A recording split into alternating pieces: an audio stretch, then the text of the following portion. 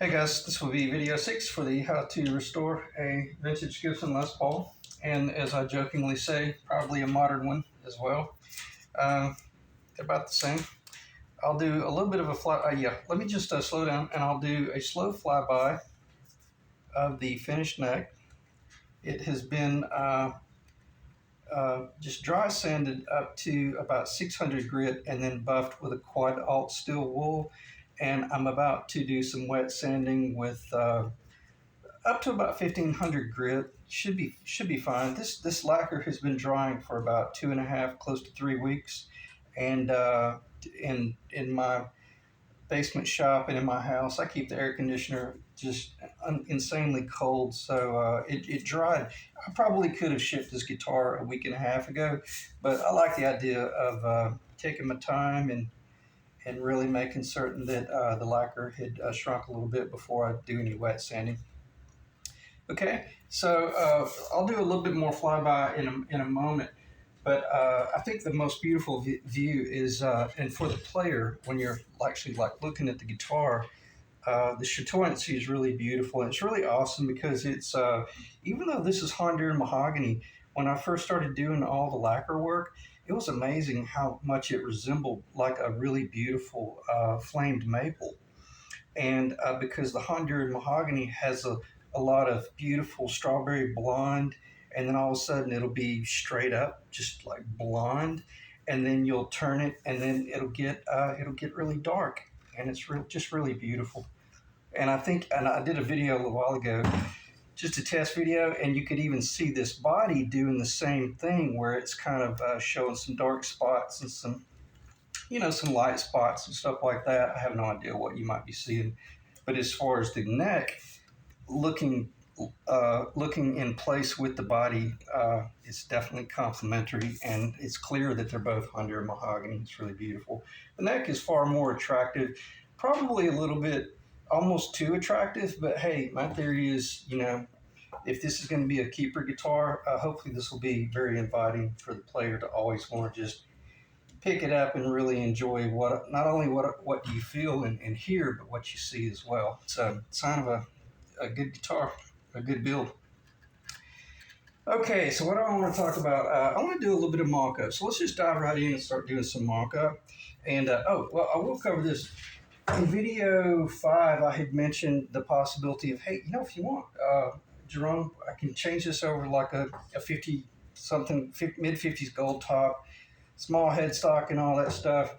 And I was just letting him know, in general, I'm indifferent for the most part. We'll do whatever you want to do, but I just want to give you that option. And he had a really good point. He said, I trust your judgment. I'm sure it would look really cool, but since he's such a big guy, he was like, it was funny, he made sense, like, I don't want it to look like I'm playing a ukulele. And when I say he's a big guy, he said he's about 6'6", and so that's a pretty big guy, almost as big as his dad. I think he said his dad's name is Big Jer. So hope you're doing okay, Mr. McCarthy. It's a tough course sometimes, but hopefully you're hanging in there and keeping your spirits up. So with that said, let's talk about this guitar and the course we took to get it, closer to finish. We did elect to go with the original headstock overlay. So with that said, I was able to immediately just dive into building the vintage correct late 60s headstock, with the bigger headstock, and looks really good. So, and it's cool though, that headstock's pretty banged up. The more you work with it, the more you realize how rough it is when you're comparing it to like all the new work. So when I'm doing the finish work on this neck, that's part of the reason why I'm doing this video, is so Jerome can tell me if he likes what he sees right here. This is just kind of like just a very matte hand rub buffed finish, but I could take it up to a little bit higher gloss. I could actually take it up to the point to where it looks like a swimming pool. I don't want to do that because it would look really out of place with the body, but I definitely will take it up a little bit shinier, and then Jerome can either use some like a quad alt steel wool to come in and simply take the sheen off. That's all you got to do. And let me get a grip on that body. So I'll go ahead and kill this finish a little bit from where I had hand rubbed it a little bit, so you can see it kind of mat out a little bit, or actually mat out quite a bit.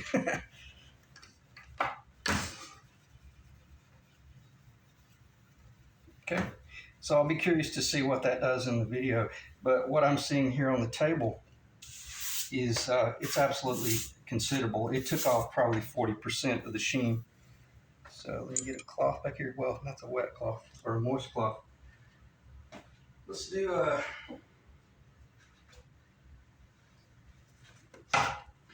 we'll do a dry wipe first. Yeah, a lot of the sheen came back.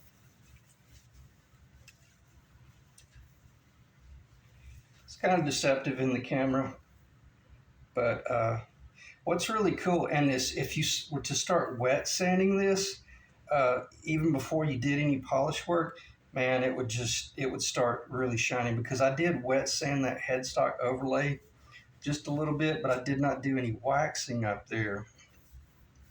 But I'll show you something right here, just from the oil from your hands. Watch the glow start to take off.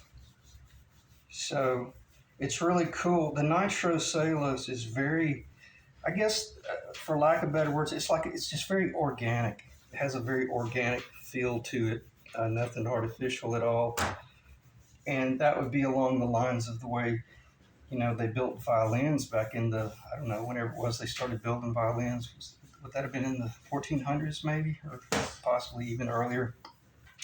But all the violins were it was just shellac, and everything was just hand rubbed. They'd hand rub it with a little cloth with shellac on it, and then they'd take razor blades and scrape most of it off.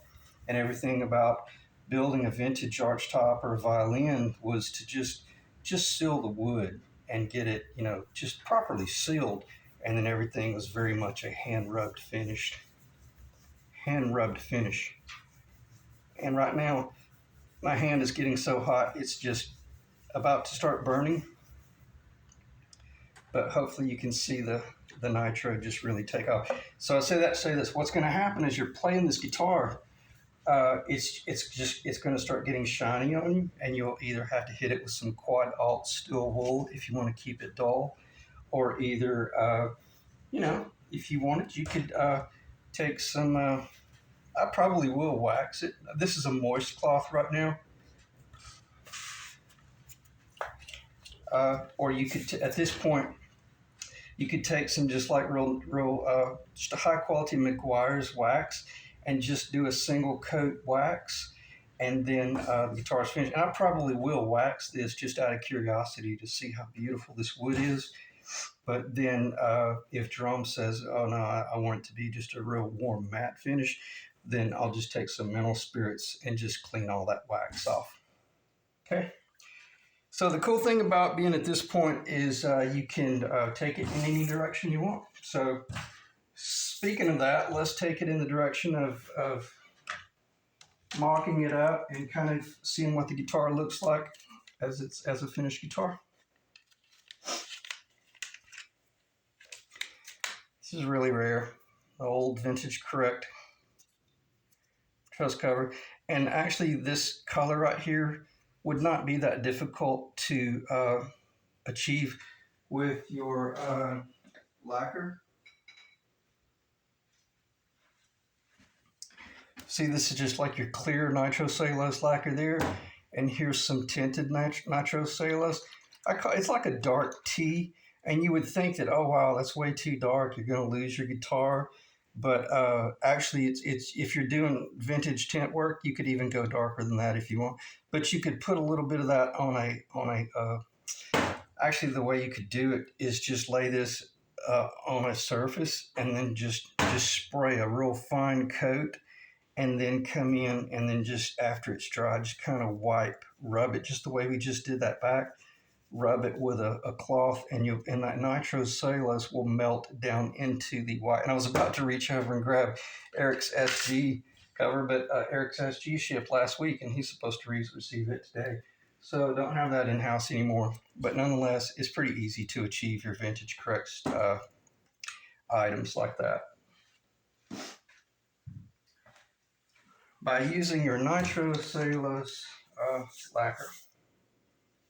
Okay, so when I received the guitar, I was really good about labeling everything, making certain that Chip's guitar did not get mixed in with Jerome's, and then just keeping everything very true and separate. So even with that said, see, I still have the original truss rod screw and all that jazz. So with that said, I'd be willing to bet you Jerome's guitar that these two screws are for the truss cover. The fretboard is finished. I played this guitar about it's probably been close to 3 weeks, 2.5 weeks ago when I was playing the guitar. But it's funny, I didn't even have the bridge moved yet. Couldn't get anything to intonate. I was just playing it for feel and getting the frets leveled, but they have not been 100% fully dressed and polished and all that stuff. But that'll only take me a few hours. So I say that to say this. Should be able to ship this guitar this week with absolute ease. And Chip, if you're watching this video, your guitar, I probably could have shipped it last week, but I've just had a lot of additional stuff I did to it. And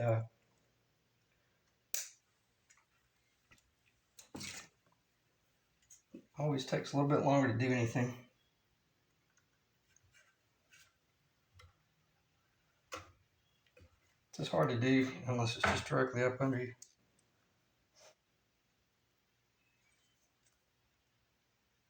Let me pause. I can't even hold the damn screw.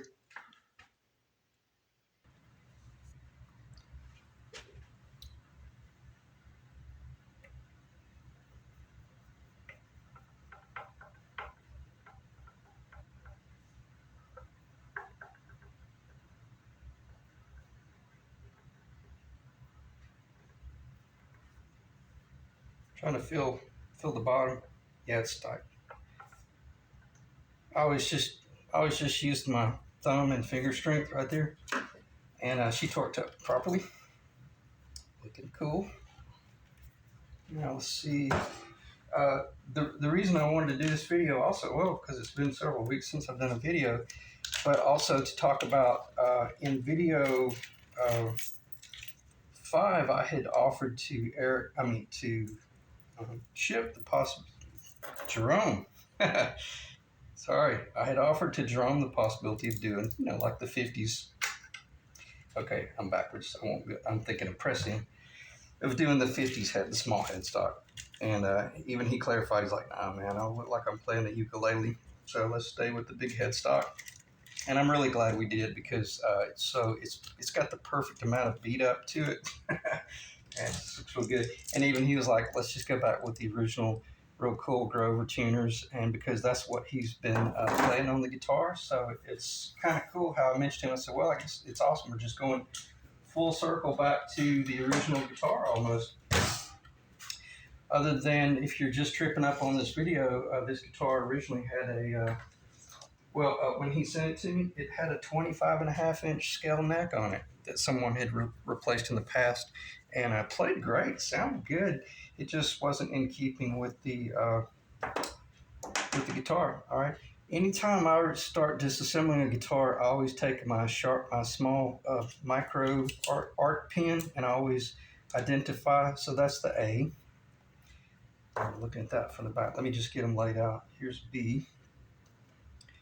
And then let me see if I can just find the E's. There's the D. Just like that says B. That one might be an E.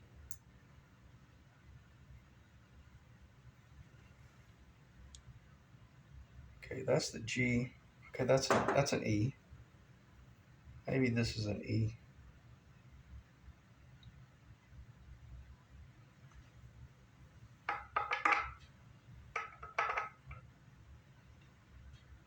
This would be A, right? I think this was the A.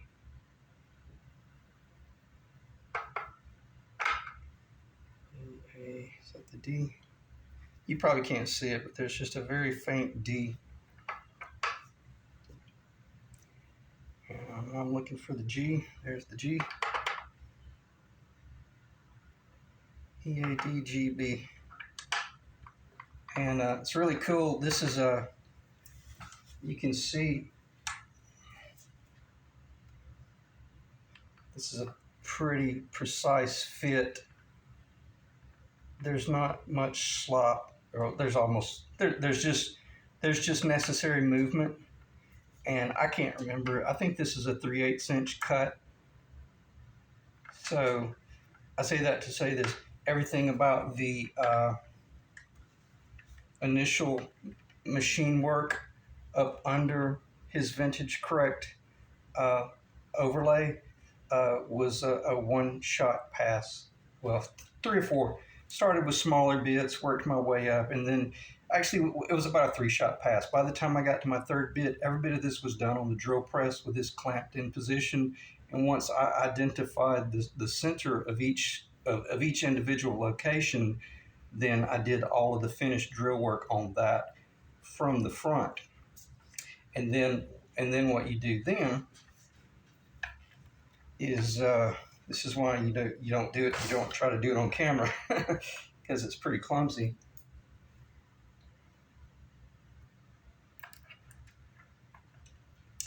But before you drill the little locator screw on the back, you go ahead and put your ferrule, your face washer. Yeah, I think it is called ferrule.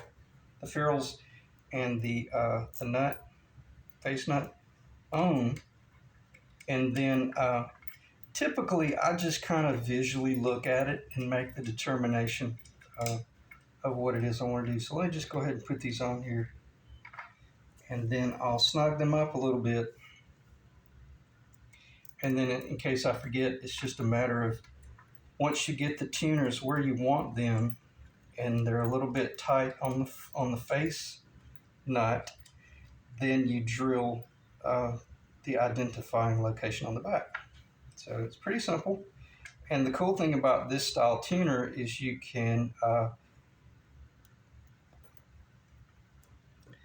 move it around in different positions, either in just a straight line, or you can make it in an arced path, like a big headstock jazz guitar. Just sky's the limit. Or you might make the determination that you hate the tuner and you don't want to go with it. So, in other words, don't try to engineer all of that layout and pre-machine everything. Odds are you're going to screw it up because the headstock itself is actually a varying thickness from this location here to this location here. It's a little bit thicker back here than it is up here, which equates to once this tuner goes through the headstock, it's not going to be going through the headstock perpendicular with the front. But by installing these nuts on the front first, it will assure that the tuner itself finds the perfect moderate location that allows the entire tuner itself to not be under any bind across this path right here. And then when you look at it from the front, it looks like a vintage correct guitar. And then you can make the determination, do you just want to go in with them straight, like just a straight line, or do whatever you want to do. Because like if you're working with like an Explorer type headstock, some of them, they kind of arc along the top. And typically on that type guitar, I just run a straight line. But if you wanted to, there wouldn't be anything wrong with arcing a little bit with the outside path. Just as is with this design right here, you arc. If you wanted, you could arc with that line right there, and turn that one in a little, leave that one straight, and then turn that one out. That looks really good on a really big headstock guitar, but I can't remember what I did here, but we're about to find out once I locate the screws and put the screw in there. Then we'll find out what I did.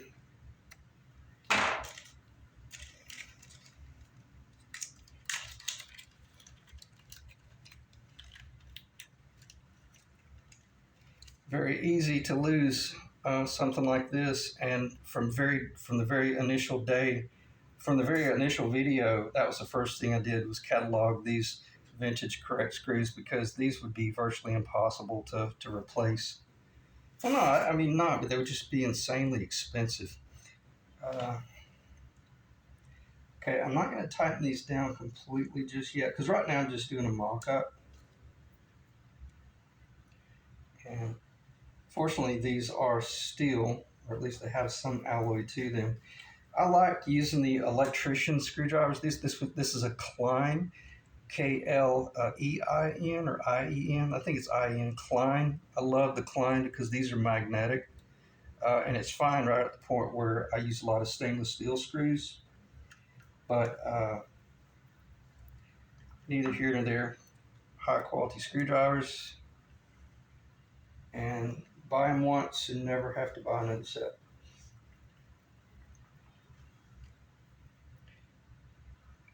Everything about when I'm building the guitar like this, especially when I'm doing the initial layout, I'm never tightening anything all at once.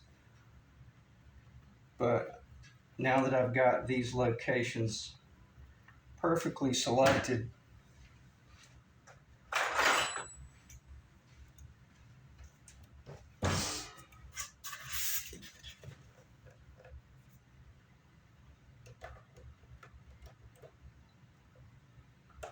this works really well for me to just reach in from the front.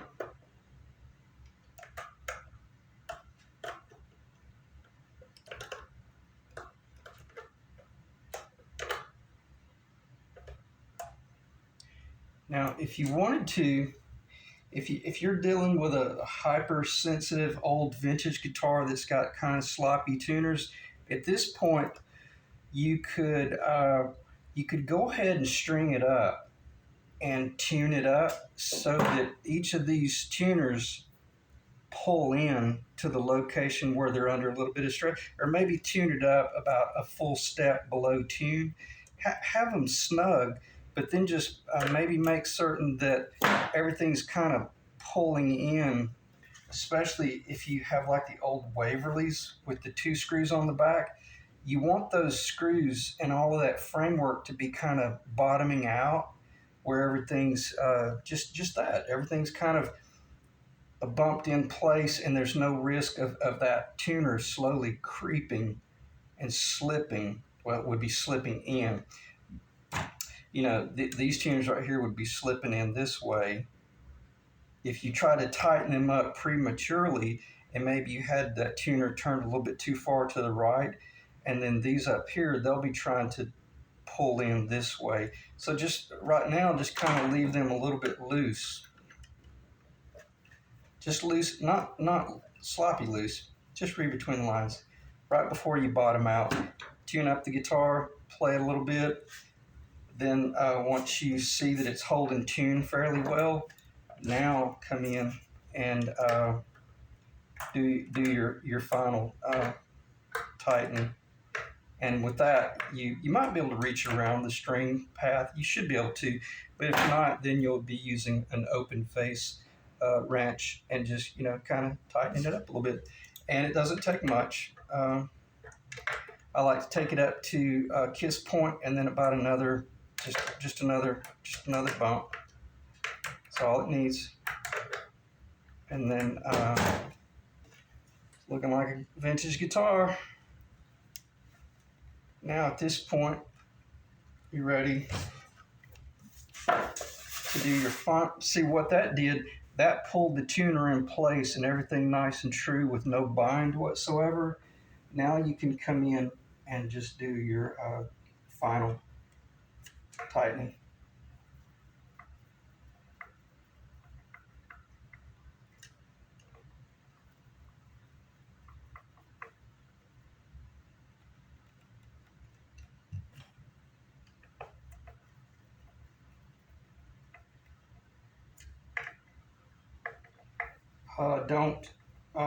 Don't ever put any oil down in these threads. I did that about 25 years ago on a maple guitar where I thought, well, I'll put just a little bit of oil in there and that'll guarantee that the screw always stays true. What happened is that oil penetrated down and stained the headstock really bad. It was nasty. And even don't be tempted to use your like microcrystalline wax. I say just put these in dry, and then after you get the guitar built, maybe come back later on and just drop a little bit of nitrocellulose like excuse me, a little bit of nitro lacquer in there just to seal it a little bit. But beautiful guitar, really cool. Crowd by the background.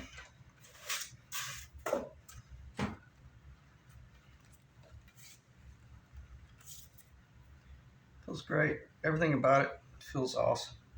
I love the 17-degree pitch headstock. And it's subtle. It's not nearly as extreme as you might think. But anyone who's truly like a Gibson aficionado, if you handed this to them and they started playing it and they really knew what they were playing, they would immediately pick up on the fact that it's a 17-degree pitch headstock, which is pretty stunning. Feels good. Okay. What's next? Let me get the table under control and check the time. There's really not a lot to talk about. I just want to do a video to kind of update the client because I haven't had a chance to talk to Jerome again in a few weeks. So Jerome, I hope you're doing well, and I'm certain that I will have spoken to you by the time you're actually viewing the video, because I'll let you know that it's about to go live or something like that. So let me get this crap off the table. So what is it that I need to talk about? Let me check the time. 26 minutes. I really just don't think there's anything to talk about other than I just need to get the damn thing finished and get it in a case and ship it to you. So you can plug it in and start playing it. And just that. We'll talk about I kind of already spoke about it, but the beautiful thing about the Honduran is, and I've built enough Honduran guitars, bodies, and stuff that had chatoyancy to them to experience for the first time how chatoyancy will kick in, and you'll really have no idea what you're going to be presented with until you pretty much get all the lacquer on there and it's finished. And this is probably one of the most important things. When you're doing nitrocellulose lacquer on any type of wood with a lot of flame, don't be deceived by the first tints that you start to see on the front end. You'll panic because you'll think it's going to turn orange or red on you. And what's going to need? It's going to need to penetrate a little bit, and the coats are going to need to build and build and build. And then what's going to happen, even the nitrocellulose over time is going to warm up.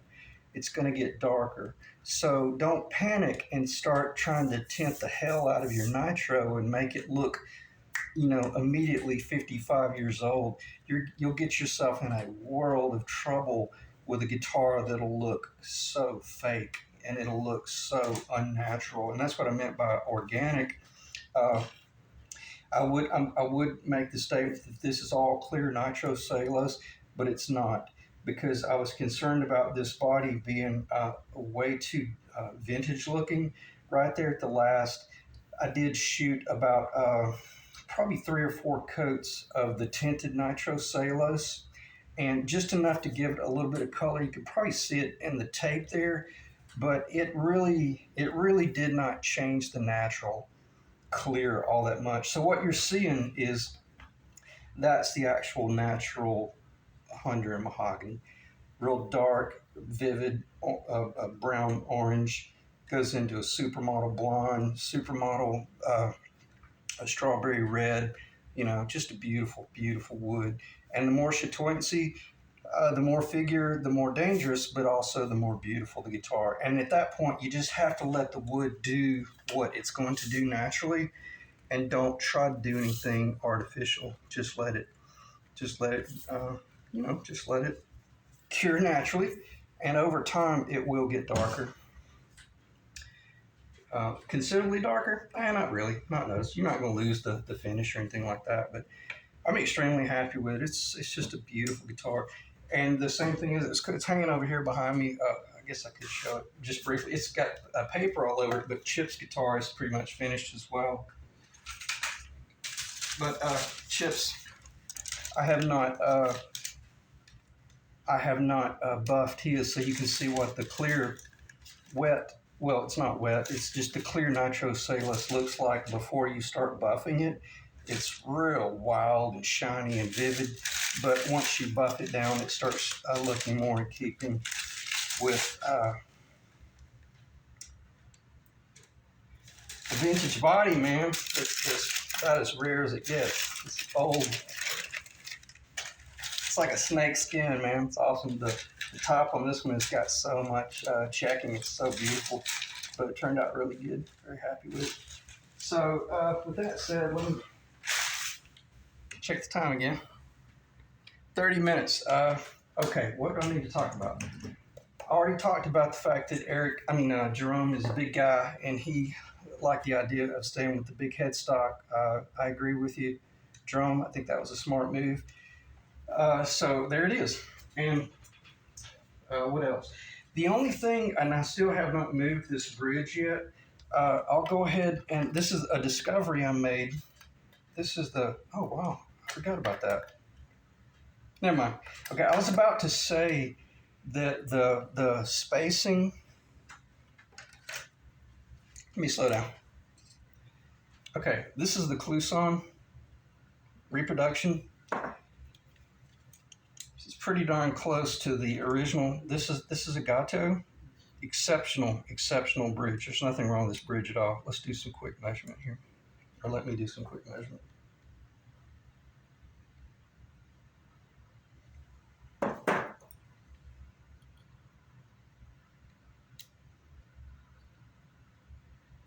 Yeah, they're about the same.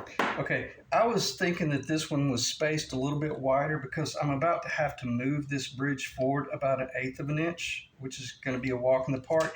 And I was kind of concerned because I was curious, what this bridge would look like on here. And obviously, I was trying to get it to go on across the studs, and it would not go on. So I'm still not there yet. But when I relocate these studs, I'll verify the difference between once I relocate them, will I be able to relocate them so that if you wanted to change this Gato bridge out to a vintage Cluson in the future, you should be able to, because I was expecting this to just drop on here with ease, and it's not. Even it's binding. So when they relocated these studs for the 25.5-inch scale, they got them too far apart. So I'm just bringing up kind of a non-issue here.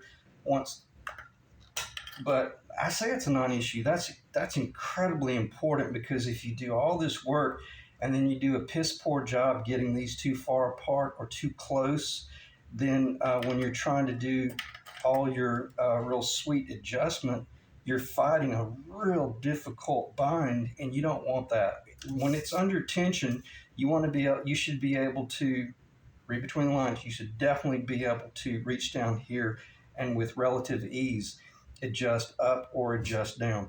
There shouldn't be any binding at all, and that was binding pretty bad right there. So I think once I get these pulled in a little bit, it will then even receive the vintage correct Cluson ABR1 if you wanted to ever change over to that. Okay. All right. So with that said, I'll probably just end the video. And let me look at the table here, because I don't think there's anything else to talk about other than, as I said, I got to get the guitar finished up. And it's funny how it seems like the last 2 weeks of doing all the work on any type of project, you can't really see the progress. But anyway, a lot of work has been done. The guitar should sound incredible. But won't know until plug it in and play it. So check the table here. Spoke about the headstock in enough detail. There's no sense in going into any of the specs of this guitar, because I covered all that in all the early videos of how the neck was glued in with epoxy. The fretboard was glued down with a tight bond. This neck was glued in with tight bond. I'm talking about the lower, and then the fretboard was glued down with a tight bond as well. But Eric's SG, the neck lower was epoxied in, as well as I epoxied Eric's fretboard down. And Eric's SG was an absolute sustain monster. It's probably still sustaining right now from the last time I played it. But I think it's noticeable. But regardless, in other words, the reason I brought that up is I covered a lot of that theory in the past videos about, should you epoxy a neck in, or should you glue it in with Titebond, or the whatever that stuff is called. I actually returned it. I bought some hide glue from Woodcraft, and I hate that stuff. That stuff, I couldn't get it to dry. It was horrible. And I just did some sampling with like two very thin pieces of maple veneer, and tried to get them to glue together. And I could just pull them apart. And I was reading on the label where it was talking about how, well, you have to make sure they're heated a certain temperature. It's like, no, to hell with that. If I'm working in an ice cold shop, or a relatively not cold shop. I won't say warm, because you can't build a guitar in a hot shop, or a humid climate. But I don't want a glue that is so hypersensitive that if it's in the back trunk of a '69 Chevelle in Louisiana, the damn neck loosens up and comes out of the body because of the humidity, the moisture, and the heat. So I stay away from the hide glue stuff. I love the Titebond, and I love working with the epoxy. So Jerome's guitar here has the neck lower epoxied in. The fretboard is glued down with a Titebond using a press that aligned everything. So both of these guitars should sound incredible. So that said, I appreciate you guys dropping in. I will do one more video for this guitar when it's strung up and ready to go in the case and be shipped. But otherwise, they're both probably going to ship this week. This one could have shipped last week, but I wanted to redo some of the. I screwed up the overlay, the Les Paul model. After I put it on there, I scratched it. And it's like, oh, man. So I had to redo that. But anyway, neither here nor there. It slowed me down a little bit, but maybe it's for a worthy cause. So with that said, I'll see you guys in the next video. If you got any questions or comments, let me know, and we'll go from there. So I'll see you in the next video.